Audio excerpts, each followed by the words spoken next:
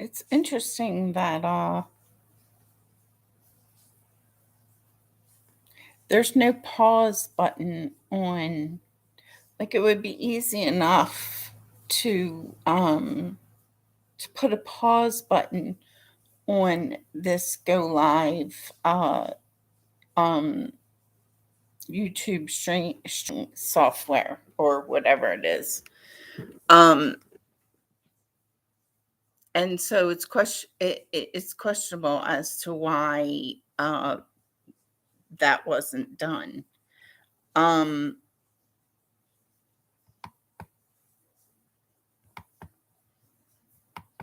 or possibly I'm just not seeing the pause button. Um or possibly I should just find another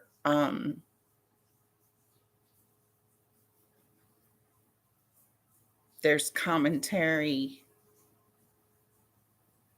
Someone used the words I do in the background somewhere, and there's opening and closing of doors because I'm watching a documentary about Watergate and Saigon, and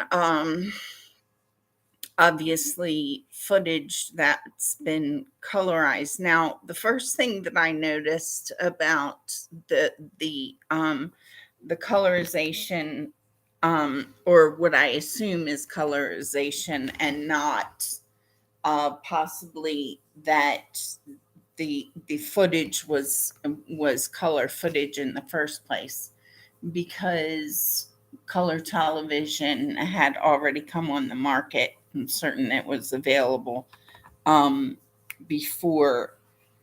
Um, right now, I'm questioning as to whether black and white television was for a purpose, uh, because my inkling is that color television was available before it was actually uh, released on the market. But that's a side thing, and there I am offering myself up as a, oh, who's this person, and what an idiot she is, da, da, da, da, as if I'm the first person who's developed theories based on kind of shot in the dark kind of inkling thinking. Inkling thinking. um so it really would be nice to have, and there's that word nice again, and the word nice um corresponds, links to a documentary I watched a while ago, in regard to the Native American Indians and World War II and encampments, as in concentration camps in the United States. And again, please, please, please don't take me for a fool in regard to assumption of what's been advertised and what's been spoon fed me as an American citizen, and there's different cultural groups and special interest groups are still trying to spoon feed me, because I'm forming my own theories about what happened these days, because I know the lies that were told from my childhood, um, in regard to uh, different special interest groups. And as a child and an innocent, are and as a Christian, I want to say, we are taught, we are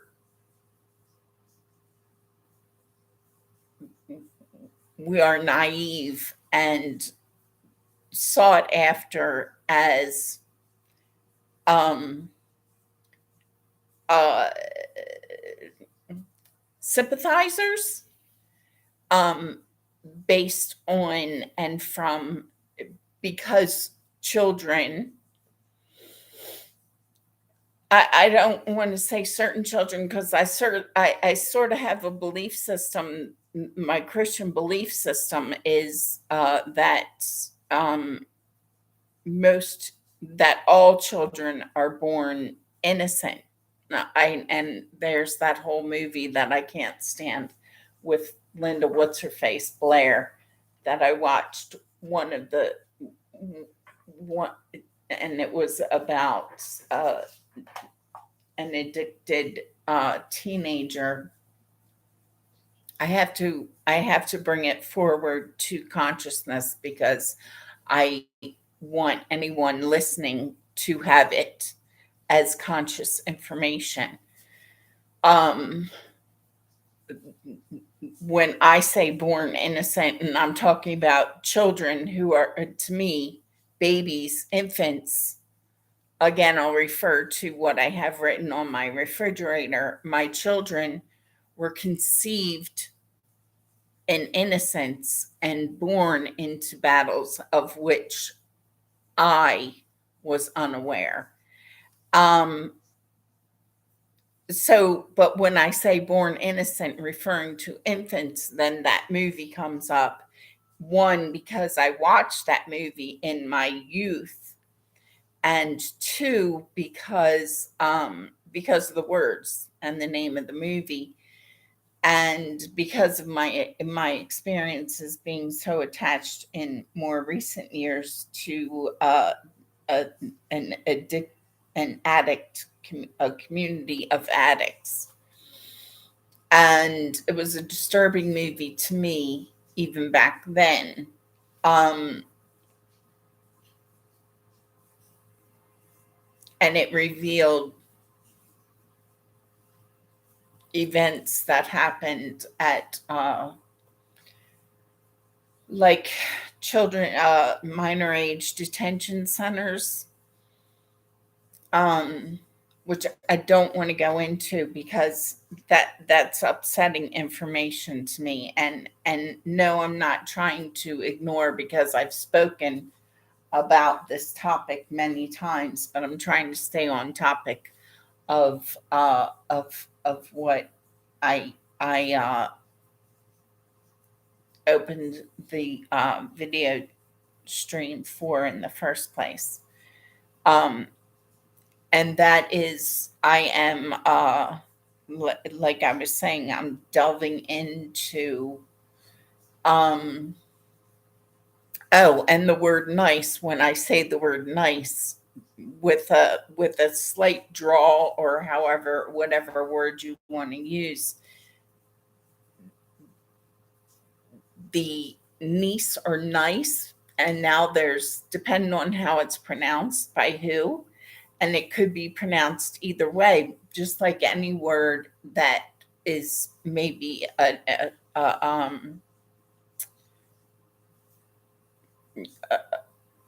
language that we're not familiar with, because it can be pronounced by way of the perception of the person who may not know the language.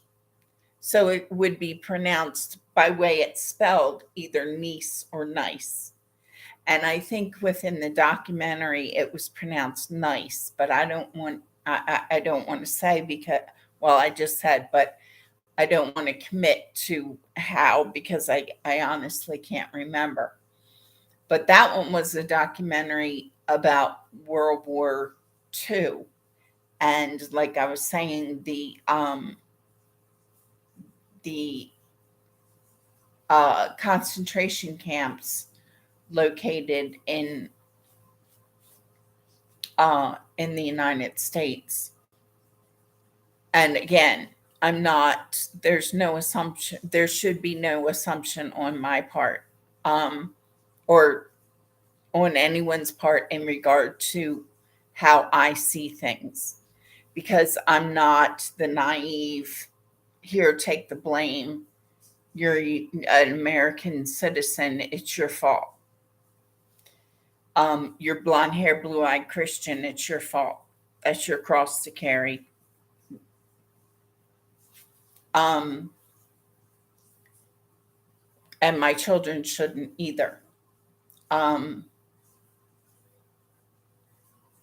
just as I would not expect a child from another culture, whether they're Christian and raised in a different church or denomination, minor age, in my belief system, minor age people, starting in this assessment or whatever you want to call it, minor age people in my belief system, my personal belief system, is that first of all, children shouldn't be taught to or spoon fed somebody else's culture.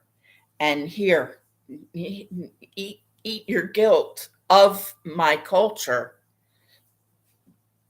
Um, from times when you weren't even in existence. In other words, I was born in 1964. And yes, I believed I lived during World War II. However, I died and was actually reborn, not that reborn that Christians used by way of the born again system, because it really became a system within itself. Um,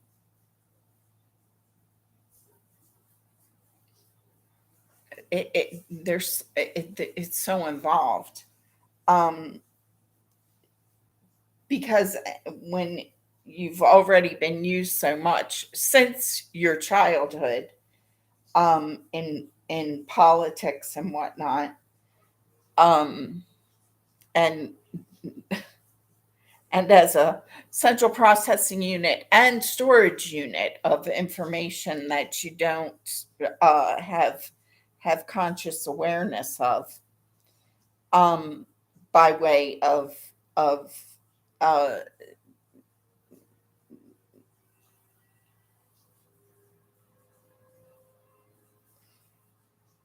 anyway.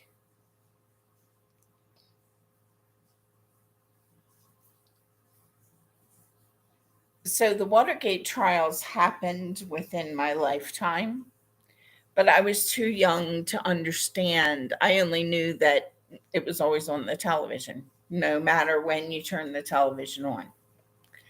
And that was for at least an entire year.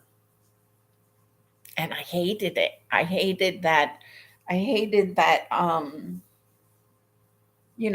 a child, that there was so much controversy, uh, and everything, and so much that I didn't understand, but I really didn't have interest in. I was like, let's see, 1975. I was 9 years old, and uh, it really wasn't my responsibility to sort out, the politics of adults, chronologically aged adults who were considerably older than me. Nixon had to be, regardless of what age he stated, Nixon had to be at least 70 years old at the time, or 65. If you want to say 65, I can look up really quickly. And my point here is that audacity of these chronologically, because work things out. Um, use the expression kissing ass here. This is my stand. And um and again, it goes back to and has to do with something Gene F. Henderson II and my older sister Sandy said to me before. And Gene F. Henderson II said that my younger sister was born evil. I don't. When he said that, I now I'm beginning to wonder, But then again, at the same time, and again, I'm not kissing ass, and I'm not looking to open a door for my younger sister Leah to say, "Oh, she trusts me again. Let's see what we can, how we can use that to create a whole new," because they already have. I can feel it. I can feel that anytime I give the least little bit of for, for even as a neutral stand, by presenting both sides of the coin, it's like they come flooding in. And I'm referring to my Henderson family that I grew up with, not um I'm trying to look up how old Nixon was. But the and then what my older sister Sandy said to me when she first moved to Colorado, I moved to Colorado within this lifetime of in 1996, and Sandy moved here in, I think, 1998. And we were at the and Sandy still had the very piranha type uh attitude towards me. Really disturbing. There are only very few times that I've had conversations with my older sister Sandy where she wasn't, and it usually was when she needed something. She needed compassion, or she needed me to feel sorry for her anorexic condition, because of whatever she had going on in her life that she was trying to accomplish at the time. So we were at the Columbine Library, and she was looking up something, and okay, Richard Nixon was born January 1913. So in 1975, he was, according to this information, um, and this is Wikipedia, um,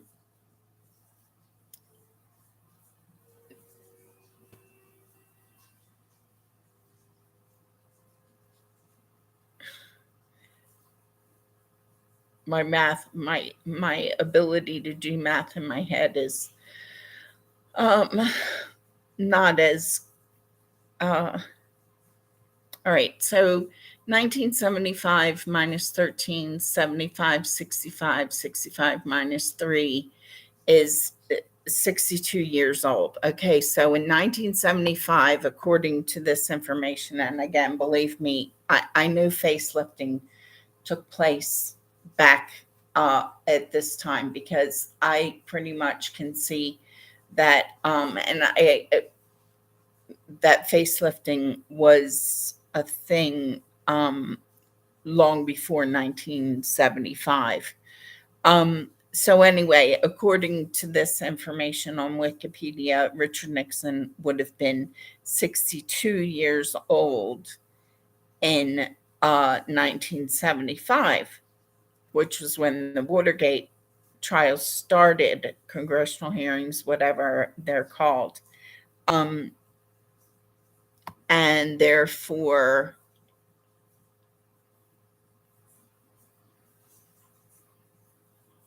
whether that was his second term of office, 69 to 74.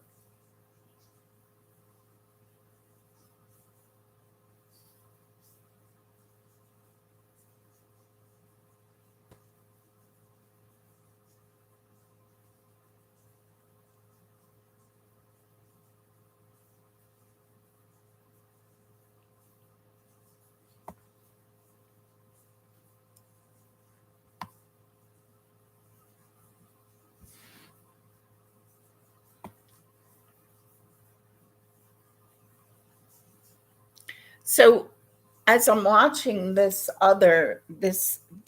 documentary on television, um, about the CIA director at the time during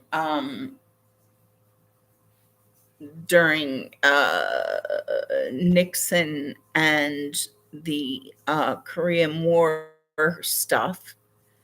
Um,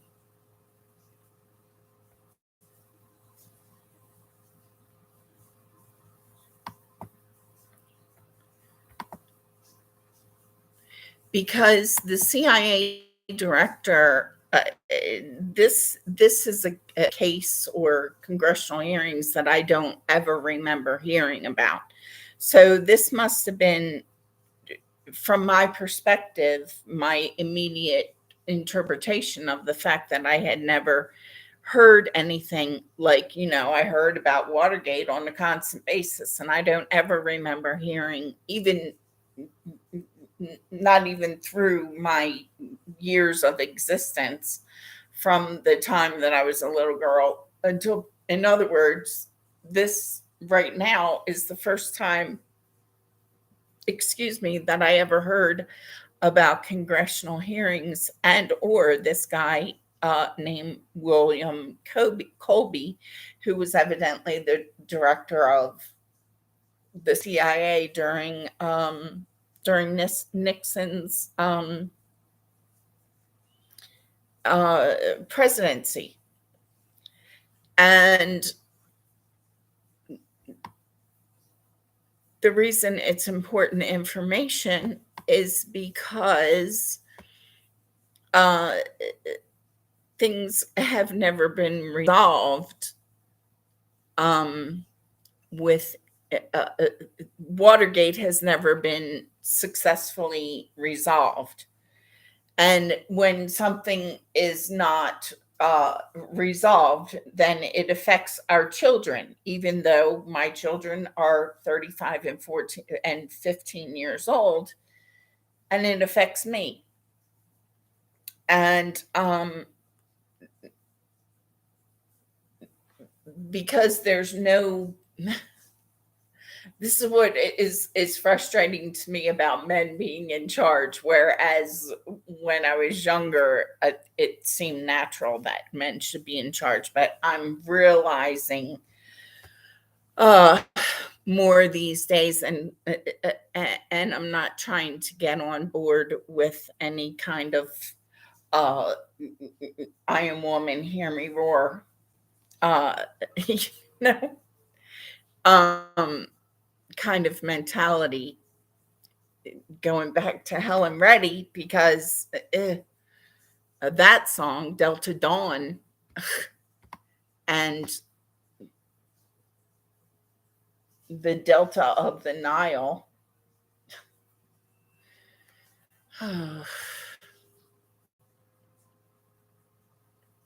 The internet and computer technology really has been such a so now I lost train of thought as to what and why I was looking for. Okay, so William Colby, um, the hearings uh, of the CIA director,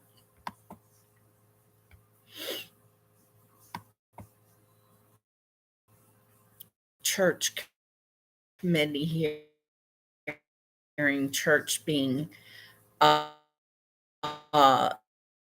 the person. Then Frank Church was a U.S. Idaho senator who was evidently the committee um, who was putting Mr. Colby on trial. Now,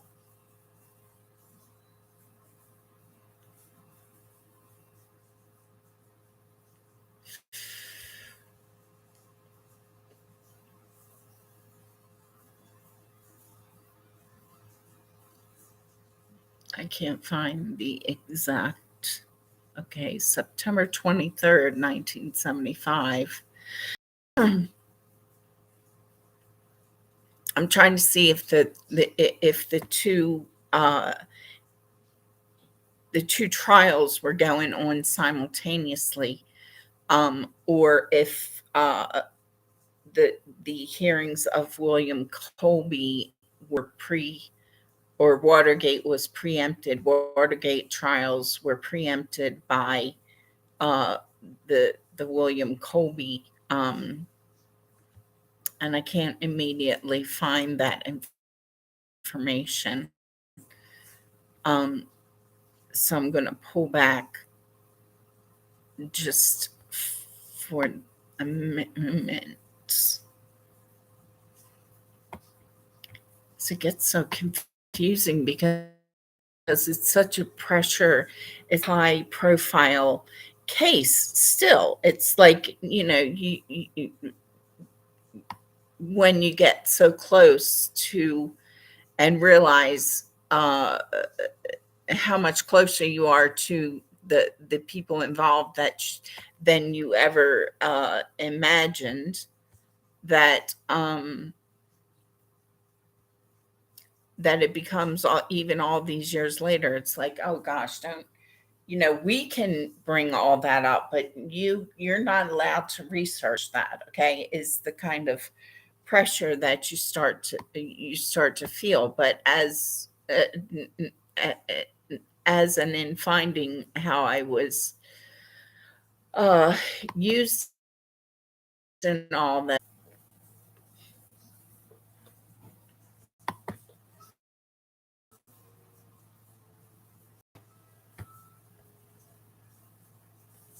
Let's see, younger pictures of these two. The guy with the longer hair, I don't know which is which because the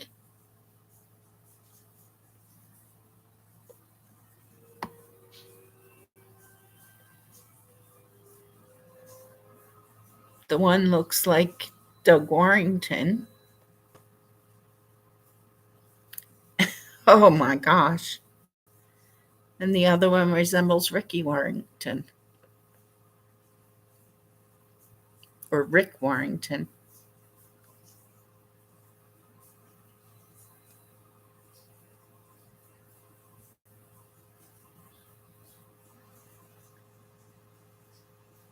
which would explain their closeness to Ball Enterprises.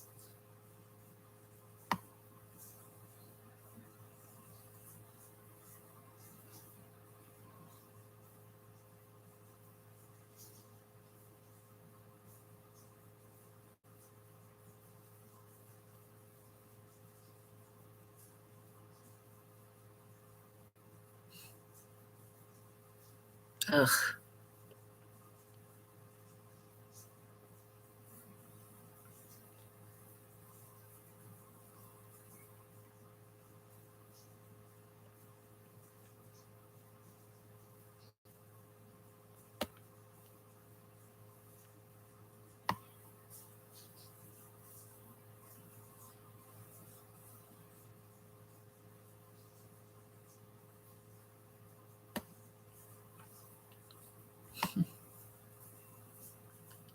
Again, it's simply and gives me a little insight as to how and why Doug Warrington was and possessed so much, which explains to me even more why and how Doug Warrington got away with what he got away with, and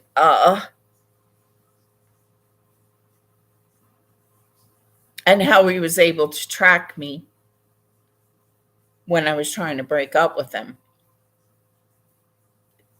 If it's Doug Warrington, aka Woodward or Bernstein, because all of these photos, when I put in Woodward and Bernstein, it's like the two of them were joined at the hip. And then to look at these photos, even though these two men are much older than the men that I was introduced and met, and Doug Warrington I was engaged to in 1998. Um,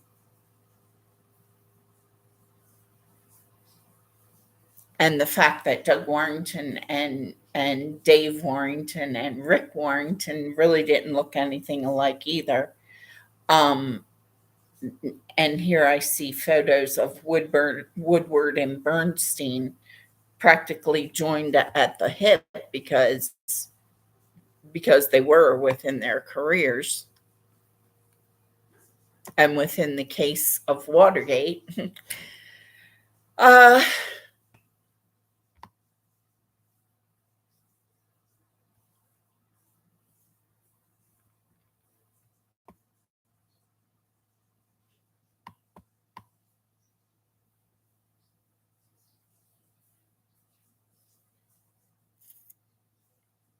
and so now my automatic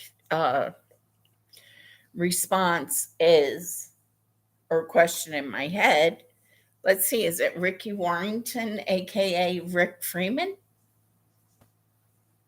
I think that's a valid question based on the dots that I see here connecting.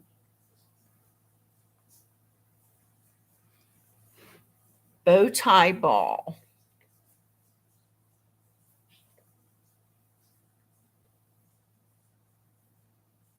So the person who resembles Doug Warrington is Carl Bernstein, and the person who resembles Rick Warrington is Bob Woodward.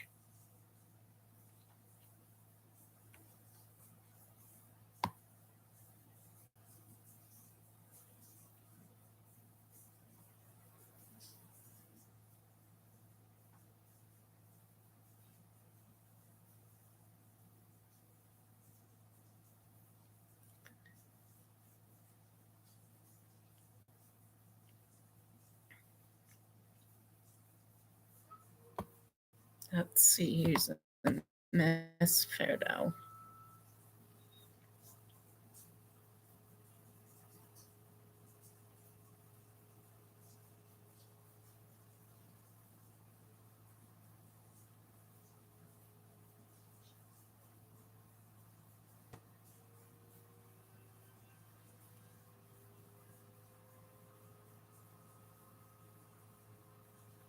So now I'm realizing that Donna Kraus, who was a coworker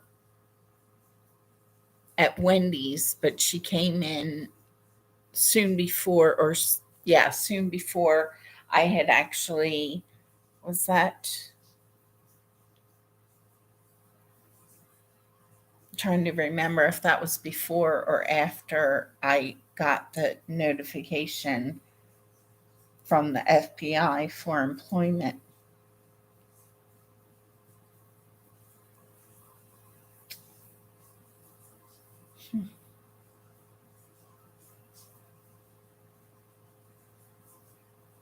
Because I worked at Wendy's two different times. Once while I was still in high school,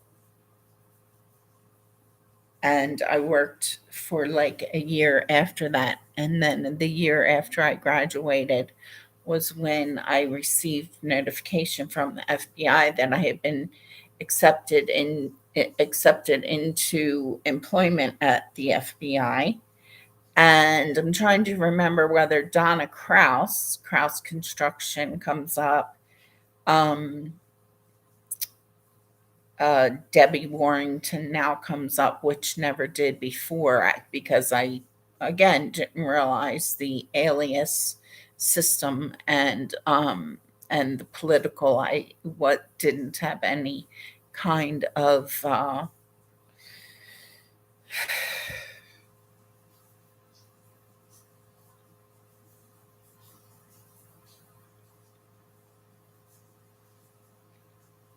and so Donna Kraus.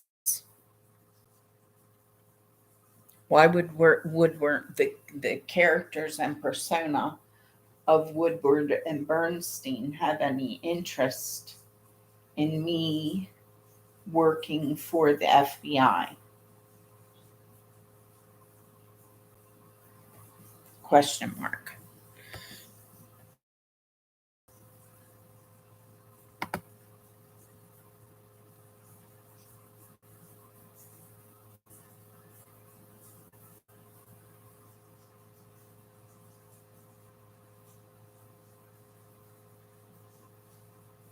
I really would like to be able to put this on pause while I'm looking at.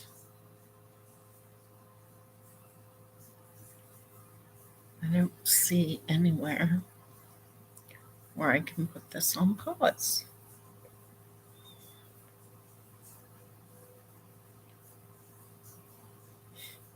It's confusing because all the connections of my own life are coming up and becoming more visible, uh, surfacing connections that I had never realized before, and that's like an ongoing thing. Um, and to for my own clarification, to pay attention to the Watergate trials, which were from my youth. Again, I was only 9 years old, and to realize that I had never ever even heard about until this very day about this William Colby person as spy master of the CIA. But as I'm watching in this documentary, I, I I start to realize the the role of the director of the FBI uh, in in almost opposition um, to the role of the director of the CIA, and the frustration to realize as an American citizen that the president to accept the president is the person. In other words, it's almost like the director to say that the director of the CIA is the head assassin for the president. So any assassinations that are ordered, or that the CIA, the director of the CIA is carrying out, and those orders come from the president, whereby, and so it's the president's responsibility to accept the guilt and the prosecution and the punishment of the person that he sent orders to. Now, the CIA is Secret Service, and as in opposition from, and this is my analysis and interpretation based on things that I see and hear and listen to, and dots that are connecting, and people that have come in my path. Whereas the FBI has a role as an agent, as an agency, really in opposition, or a policing agency of the presidency. And so they haven't said that this William Colby acted on like a maverick sort of um, um, did his own kind of thing within this documentary. And I've only watched it about halfway through, or a little more than halfway through. Um, so that would be the determination, and maybe that's what Watergate was about. Maybe that Watergate was trying. I have to watch further because I've never paid attention, and again, I've never until this day heard about this hearings of, or remember hearing anything about these hearings of William Colby. But it's coming to surface for a reason. First of all, here it is on the television. Um, and my personal connections as um as an unknowing, because I was a child. I and again, I don't remember hearing about this, but I have obviously a closer connection either by way of my own personal life and the events in my personal life, and my perceived short-lived employment at the FBI, because I only went through, but because my younger sister Leah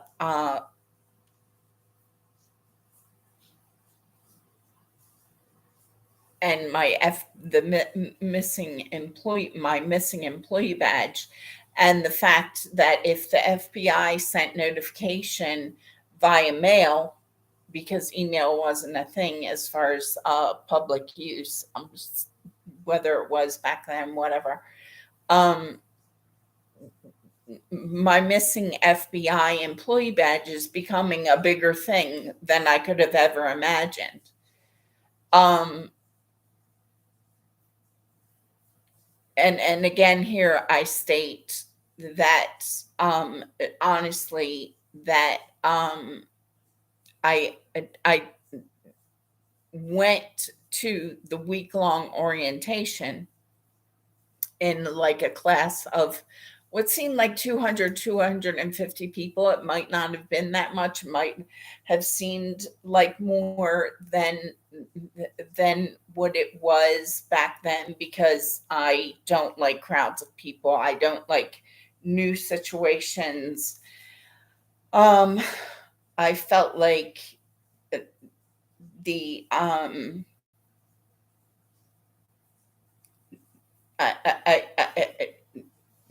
my perception as a borderline or autistic person, um, um, my perception of the room might have been it might have felt like more people than it actually was. Might have been only 100 people, but it was a large room with a lot of people, and it was an orientation that went for 5 business days, and we our fingerprints were taken and put on file in the HR department, and then we received our what they called assignments at the end of the week, and and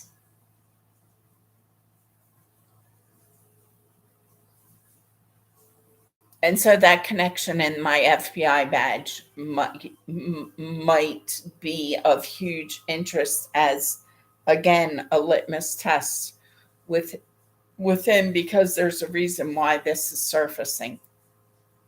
There's a reason why this CIA um, case of William Colby is coming to surface, where I don't ever remember hearing about it before. Watergate, yes, I've heard about. And what's interesting is that Boulder, this town that, or city, they want to call it a city now, that in which I'm residing, feels like a hideout kind of city, a place where there was a lot more goings on, both sort of under wraps and um, like low street level and high and high government and international level. And I realized that a few years ago after being here, but now it's becoming more obvious. Um, how this town, and maybe besides myself, there might be other interested parties in in bringing those yuck politics to surface, so that our children can live and reside and exist without the yuck of the of the the politics and that take place on street level and high level government activity. Um, so I'm going to sign off here now, and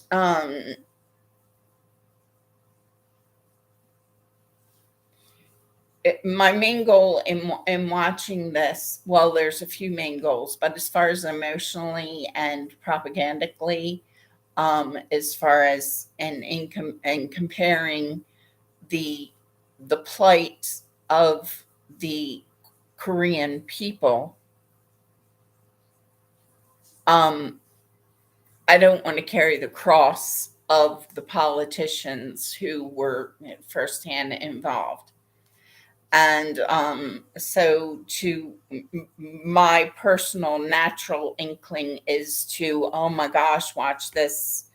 And, this is horrible. And so I don't want to get sucked into the emotion uh, because I don't have enough information to assess as to who was at fault at what given point in time. Because even within it gets very confusing because there's North Korea and South Korea, and what side Nixon was representing, and it all becomes very muddy. And and I would like to see the people, the Americans involved, who were used within our natural, the same way I've been, to spot and be able to bring those American characters and personas out of the the the cross bearing condition. And automatically there's a man whose face comes up in this documentary who reminds me of Mr. Pritchett, who was my because again, my childhood connections of people in my immediate life they're all coming into play. And even now I can see a likeness of this CIA director to two people who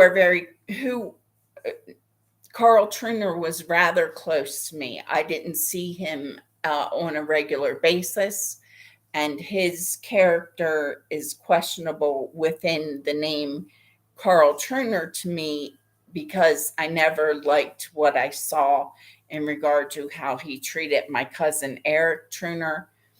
And I didn't like his daughter, Dawn Truner, same first name, but I don't want to be confused with Dawn Truner, because Dawn Truner, and I think her middle name was Marie, had a much different character than I had as a child.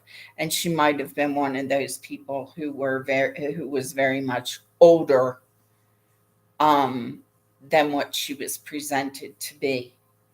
I, however, was not. I am constantly stating my honest and true chronological age. But within his, if it's Carl Truner, aka also known as or aliased, the director of the CIA, who now also a likeness comes up to my first daughter's grandfather, who passed away. Gosh, I can't even remember.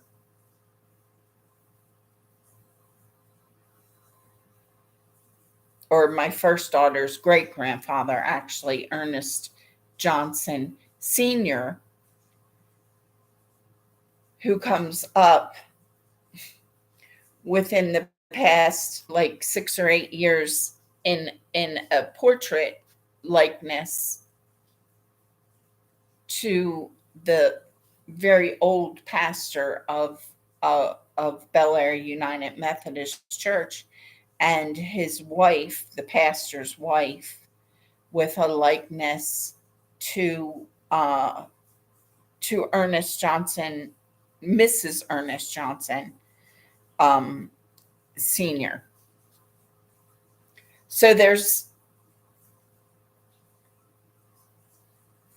lineal connections, if not facelifting and aliases, and how old these people actually are is constantly in my mind in question when you see all these likenesses. Okay, so is it a condition of um, the battles resurfacing because these people, the same people are in my life. The same people keep reappearing.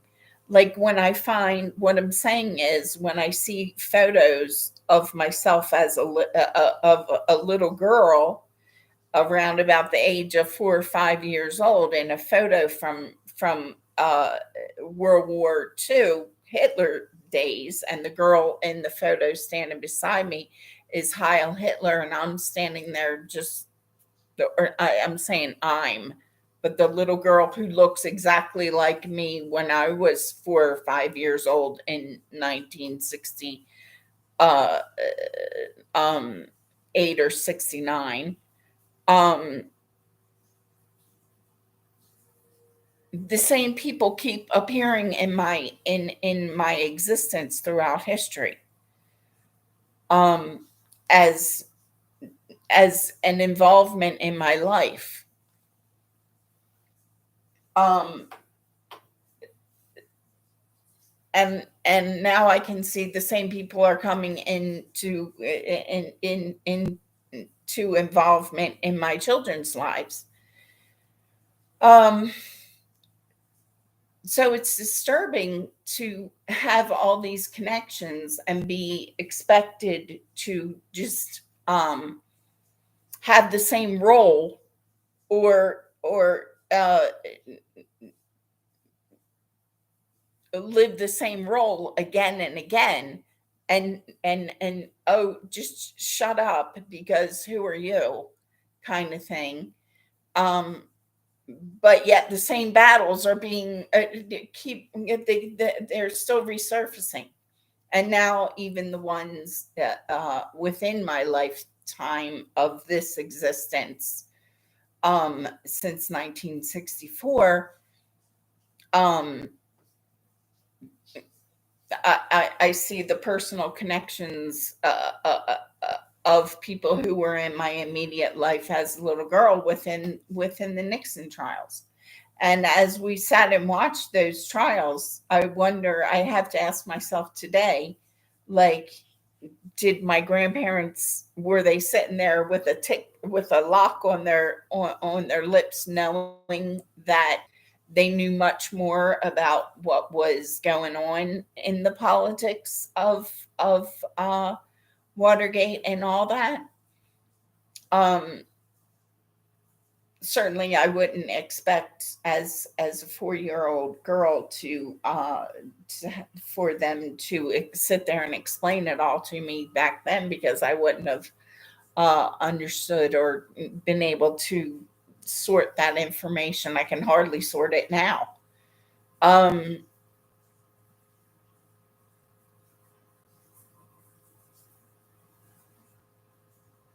but in assessing characters, personas, a person's character, um, is because I don't like the idea of, first of all, because as a Christian, I'm not carrying the cross of all this stuff. Um, and to be a part of, possibly,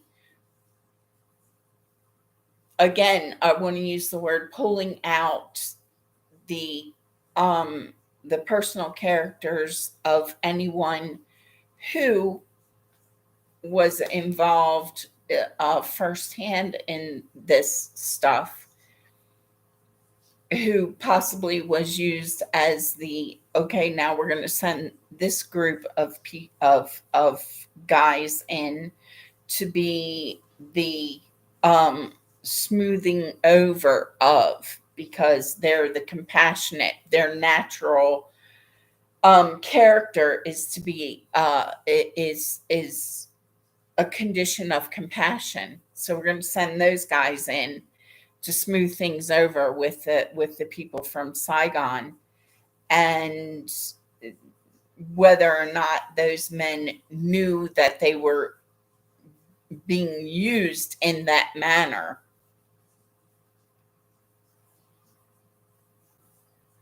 um,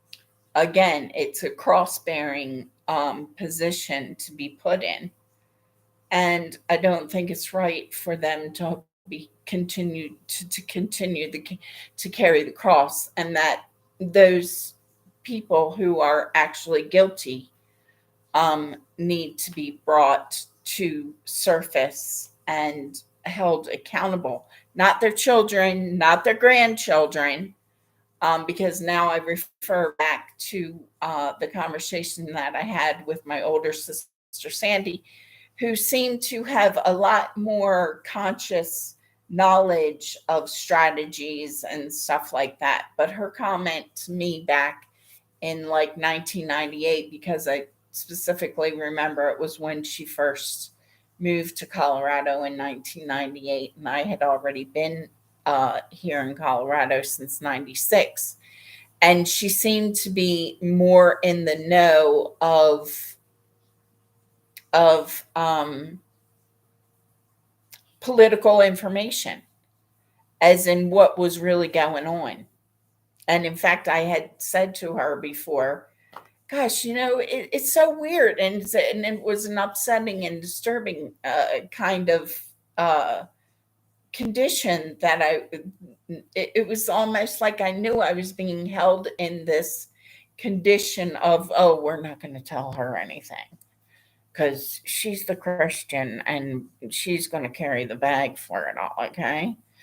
Um, and I had made the comment to my older sister Sandy at some point before this conversation at the Columbine Library that, Sandy, I don't understand it. It's like I feel like wherever I go, um, everybody knows something I don't know.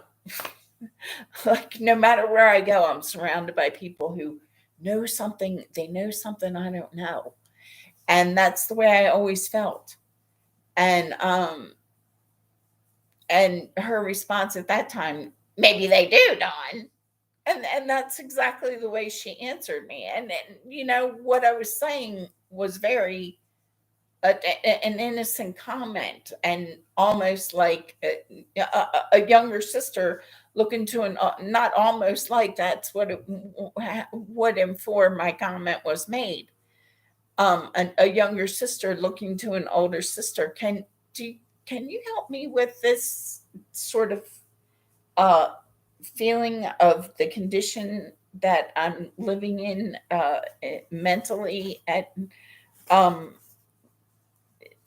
and her response was that Puranic kind of um, at me, and then back to the her comments at Columbine Library, and she was doing research about uh, World War II, I assumed, but evidently she was looking for, she was researching the name Henderson. Again, I figure she must have known and been more aware of information about Henderson diamond mines that I wasn't aware of. Um, and she had said to me and found a name of a Nazi guard or military guy, high ranking. Um, and she showed me the photo, and I was like, Cindy, I don't make any claim to to any kind of reverence or acceptance of what Hitler supposedly did to whoever, because I don't want to say that it was the Jews, because again, there's so much more involved that you see through the advertised information. I'm not saying that it wasn't the Jews. I'm just not buying the whole the photos that you see are obvious. Yes, that something he did was not right. Um he but my older sister Sandy's take was um that we are supposed to accept the and carry the cross of our fathers. I'm not. I don't have that Christian belief. Um, and my older sister Sandy and my younger sister Leah at that time were members, or it was the onset of the Messianic Christian movement, which I never understood. I was like, okay, so are you Jewish or are you a Christian? And I'm not making fun. I just really didn't understand the whole movement. Now, the information that's coming out about that whole thing, I like even less. It wasn't that I didn't like it back then. It was that I didn't understand it. I didn't understand. And and there didn't really seem to me to be any commitment on my younger sister Leah or my older sister Sandy's part as to whether they were identifying as Christians or Jews. Um, and again, there must have been something going on that I didn't have any information or about at the time. In other words, it was about more than just the Messianic Christian movement. It had to do, obviously, otherwise my older sister Sandy wouldn't have been researching and looking for and found a photo of some guy named Henderson who didn't look anything like me, um, who was a military officer in the Nazi regime. Um, and again, I'm not backpedaling. I have stated many times, I don't, I would not associate myself in regard to lineage. In other words, if my lineage is guilty of um, genocide and all those kind of things, I would not ever identify and look for protection, regardless of the power associated with it. I would not, that's not what I'm called to do as a Christian. Oh, I'm going to hide behind Hitler because, I might have some lineal connections. No, I don't do that. And I see that a lot of people do. Not just my older sister Sandy, but other cultures do the same thing. Like Genghis Khan's people, they do that, and I can clearly see it. It's not a race card issue. Which brings up a whole nother issue from this documentary, that the I don't know if it's the North Koreans or the South Koreans, because even within the presentation of the information, it kind of gets a little muddy as to where they are and what's and who the which country they're in and who's getting who are these people. And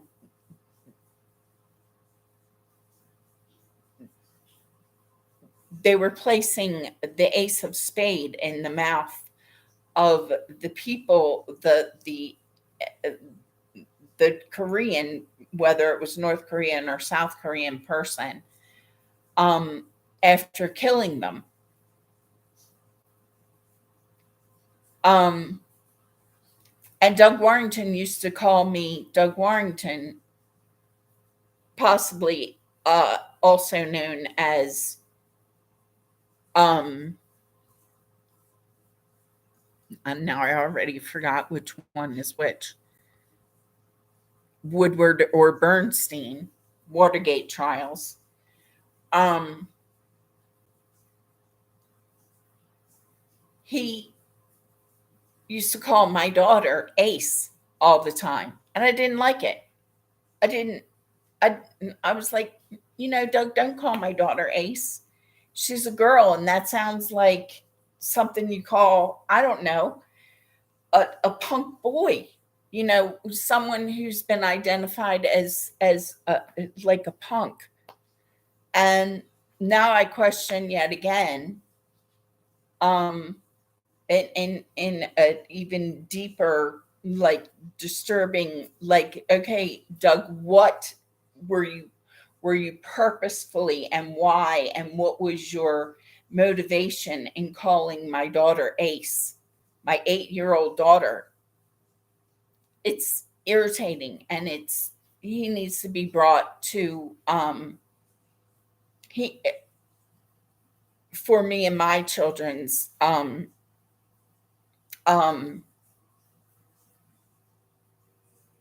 existence.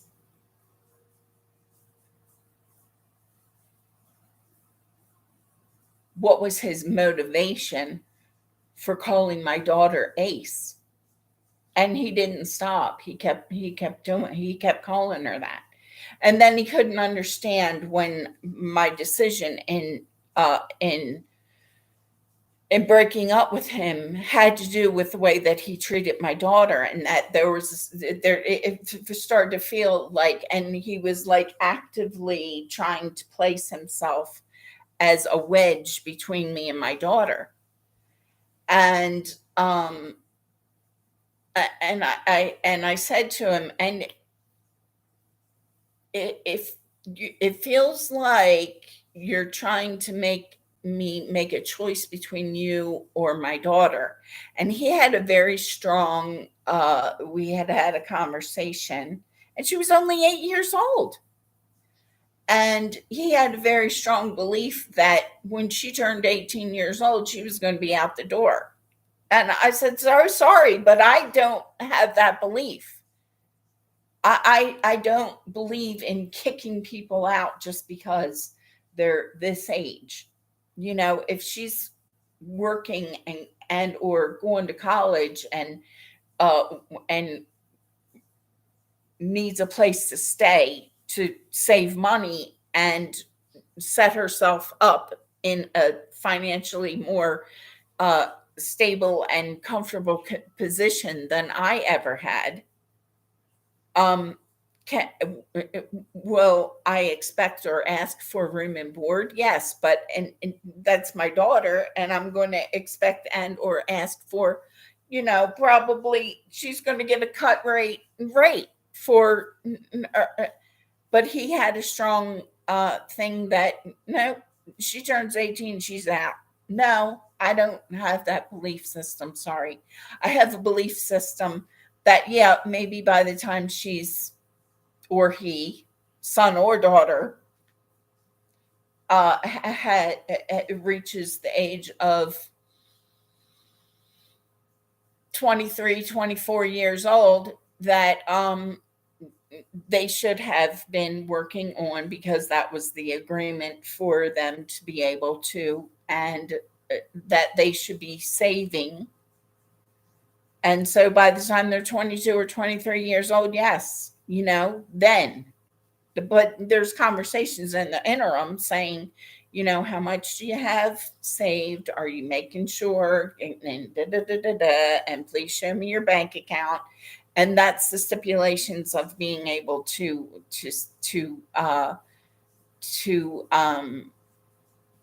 to continue residency under my roof. But my expectations are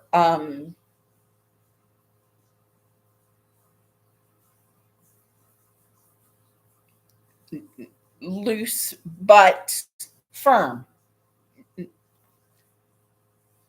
Um, so that was one of the conversations that he and I had, and um, and so that was really kind of the onset of me like, I don't want to be with him when my daughter turns 18 years old.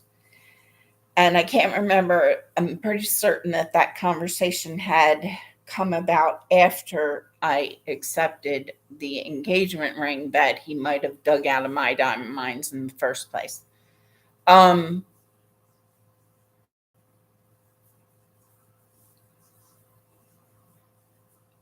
so was I making a plan of escape or a plan of breakup immediately after that? It might have been, the first little tiny mustard seed of where I'm like, I don't want to be with him because I know I'm not throwing my daughter out, uh, regardless of her situation, as soon as she turns 18 years old. Um, and so then, it becomes you know, that's not her biological father, kind of like, well, that's my biological daughter. So, mm, you know, I'm earning my keep in this relationship. So, if he were paying for my existence, might be a little bit different story, but I'm not that type of woman anyway. I like to earn my own keep. Um, and he was very strange in that it was almost like he didn't want me to. He didn't want me to work. Um, he needed to have the complete control of our relationship and my relationship with my daughter. Um, so when I asked him not to call her Ace anymore, he continued to do it. And there was more than just these two conversations. There was his behavior and his, I was constantly like, something like, something just isn't right about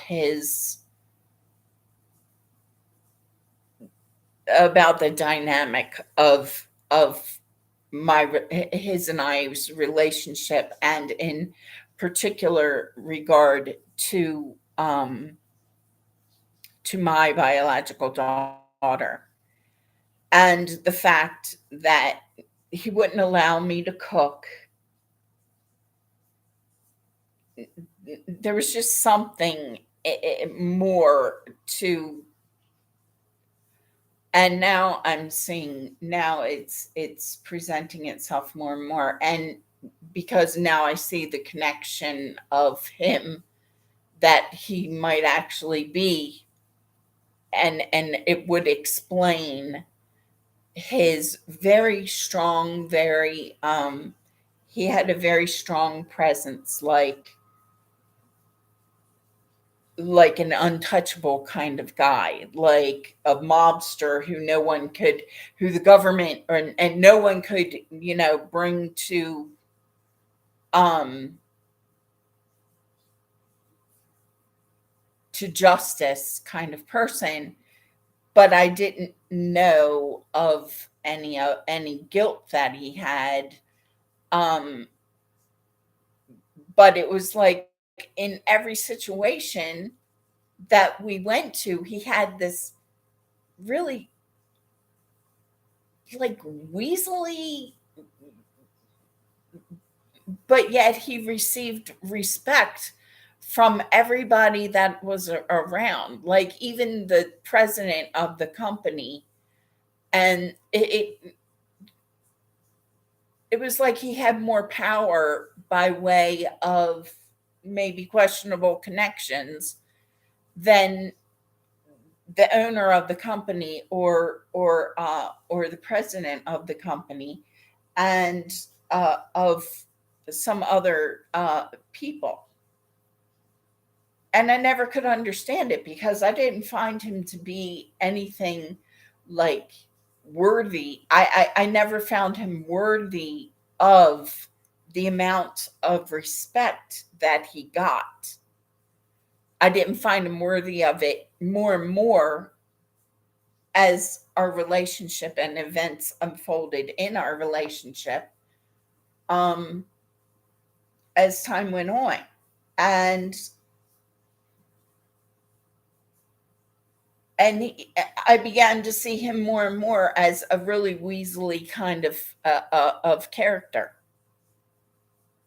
And now, how many years, decades later, now I see this and the connection of two, uh, Woodward or Bernstein, whichever one he is in resemblance to. I need to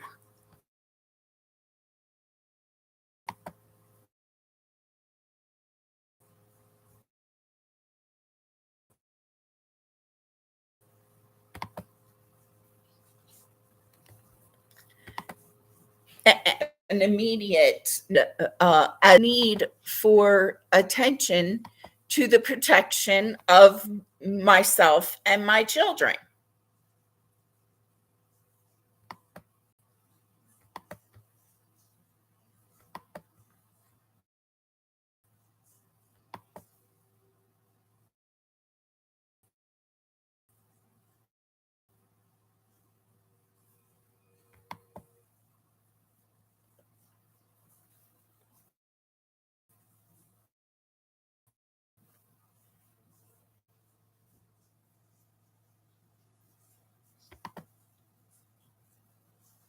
I'm just right now trying to remind myself which man is which so that I know. So again, Doug Warrington resembles Carl Bernstein, as could be the same person with a facelift and lied about his age, because when he and I met, he told me he was, let's see, I was 32. I think he told me he was 30 years old. Um, and in fact, he could be Carl Bernstein, who is considerably older than me. And Rick Warrington, Doug Warrington's brother, um, resembles the other guy, Bob Woodward, at least in the younger pictures of Bob Woodward.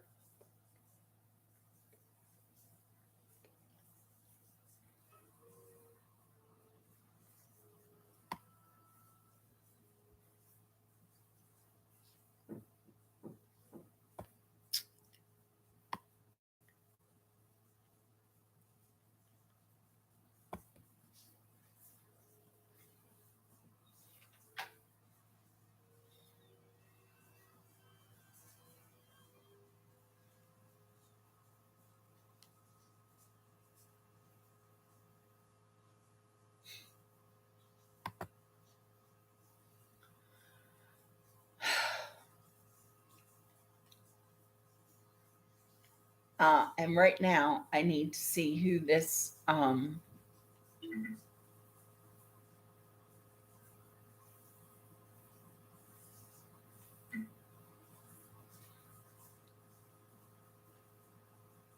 William Colby has been missing since April 27th. On the evening of that day, he went for a canoe ride near his vacation home on Cobb Island. His canoe was found washed up on the banks of the Wicomico River Um, and again, um, copyright laws. I don't know what the rules are in regard, but I think that copyright laws only apply if I'm seeking to to use this information to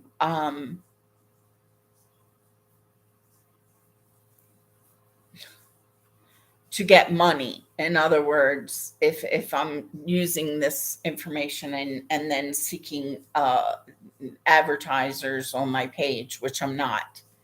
Um, there are monies involved, but that's in regard to land ownership rights that Doug Warrington, possibly AKA Bernstein, Carl Bernstein, AKA whatever, might have known that I had rights to back when he and I met online, then after I moved to,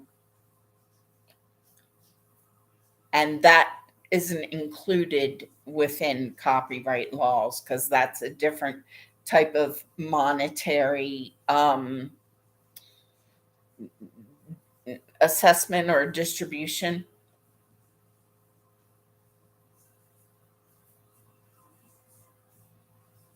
In other words, I'm not seeking monies for what I'm posting here from advertisers. I'm seeking information and about my land ownership rights claims and my claims to a diamond mine that Doug Warrington, aka Carl Bernstein, may have had uh, real time information about when he and I first met online and then became engaged. Possibly he handed me a diamond ring, which was a beautiful diamond ring, but he may have gotten the diamond from my diamond mine in the first place, of which he had information and knowledge that I didn't have, to reiterate.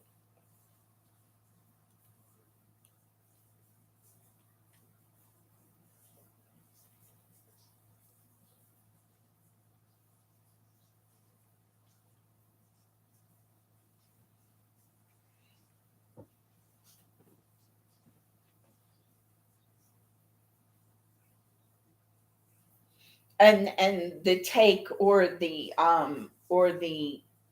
uh, is being presented. Well, if you're an inheritor of the diamond mine, and you know the North Korean South Korean wars involved, then you would have owed and had to pay for all this. No, not without knowledge and information about what was going on. You can't charge me financially and start taking from me before I even have any inclination or knowledge. That's called, um, I know that there's a word for that. I can't think of it. Can't think of it right now.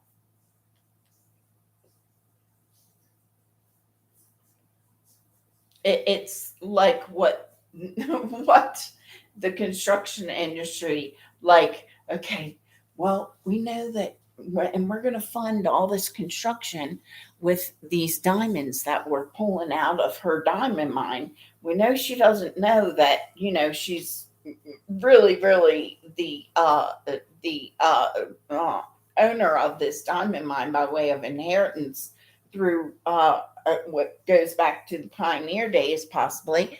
And we know that, but she doesn't know it. So we're going to do all this building and cover up all this, and then if she ever finds out, then we're going to come back and say, well, it's because World War II, and here I'm paying for the construction industry to have a boom, and all these people are getting paid by way of me. Possibly this is what I'm seeing. Um, in other words, and then we can hold her accountable for anything that goes wrong on any of the job sites. And that's this constant, she's like this endless uh financial thing. But if we tell her that she's got all this money and rights to and claims of diamonds and all this stuff, then she'll be able to make conscious decisions of what we men don't really want to do. Like, she won't let us go out and have little shootout battles and go to war over here, because just because we men think it's fun to do that, um,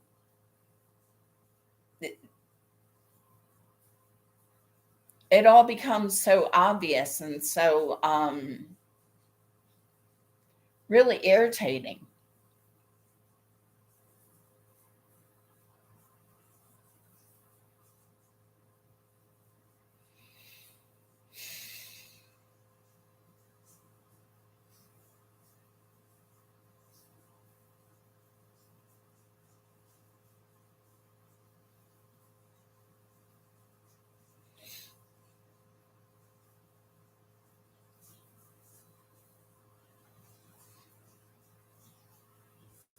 I'm going to sign off here simply because